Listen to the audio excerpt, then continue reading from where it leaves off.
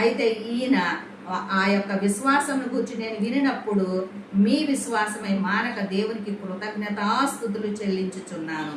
మరియు మీ మనోనేత్రములు వెలిగింపబడినందున ఆయన మిమ్మును పిలిచిన పిలుపునైన నిరీక్షణ ఎట్టిదో. ఈ వచనము చాలా ఉంది, నేను చెప్పను, ఆపేస్తాను. ఈ ఒక్క మాట మాట్లాడి మీ మనోనేత్రాలు వెలిగింపబడినందున అన్నమాట. ఇక్కడ ఏమైనాయి అంట? మనోనేత్రాలు వెలిగింపబడ్డాయంట. కానీ ఒక చోట ఏం చెప్పాడు పౌలు గారే?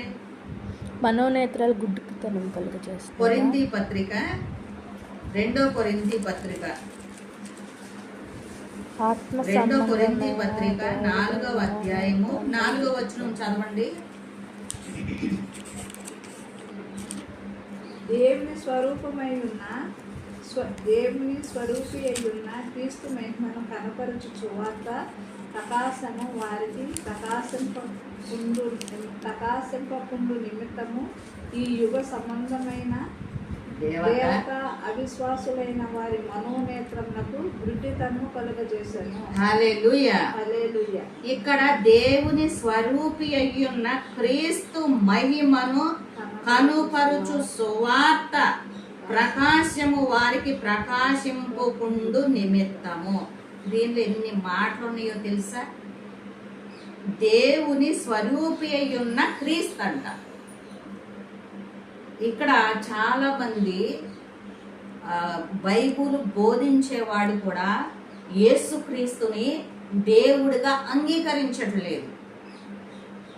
యేసుక్రీస్తు ఎక్కడ నేను దేవుడని చెప్పుకున్నాడు? ఆయన చెప్పుకోలేదు కాబట్టి ఆయన దేవుడు కాదు అని చెప్పని బోధిస్తున్నారు చాలా మంది బోధిస్తున్నారు. ఏంటంటే దేవుని స్వరూపి అయి ఉన్న క్రీస్తు మహిమను కనపరుచు సువార్త, మహిమను కనపరుచు సువార్త.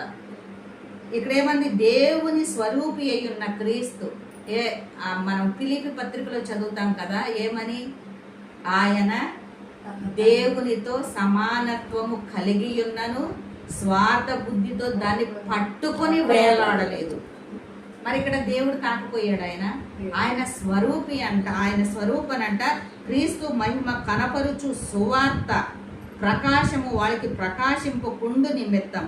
చాలా మంది సువార్తను ఇక్కడ భాగాలుగా ఉన్నారు. కొంతమంది ఏమో యేసుక్రీస్తుని దేవుడిగా అంగీకరించట్లేదు, కొంతమంది ఏమో ఆయన మహిమ పరచడానికి కనపరిచే సువార్త ప్రకాశం